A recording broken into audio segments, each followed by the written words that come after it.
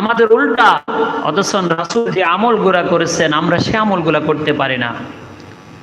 আমি সোমবারে রোজা রেখেছি, এই জন্য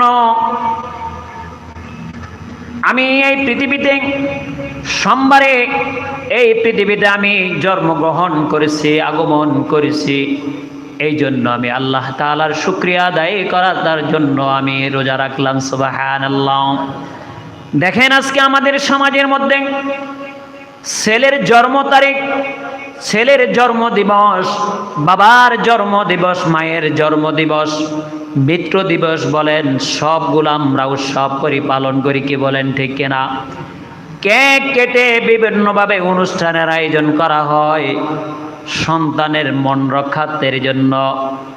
বাবা খোদার কসম করে বললাম, এই সমস্ত অনুষ্ঠানগুলোর মধ্যে এক নেকি পর্যন্ত হতে দূরের কথা, সমস্ত রূপে হারাম হারাম হারাম। নাউজুবিল্লাহ বলেন। আল্লাহ রাসূল সাল্লাল্লাহু আলাইহি সাল্লাম একজন বিশ্ব মানব হিসেবে আল্লাহ তার পয়গম্বরকে আল্লাহ দুনিয়াতে প্রেরণ করলেন। আল্লাহ রাসূল নিজে শুকরিয়া আদায় করলেন, রোজা রেখে নামাজ পড়ে আল্লাহর কাছে শুকরিয়া আদায় করলেন। আজকে আমাদের সমাজ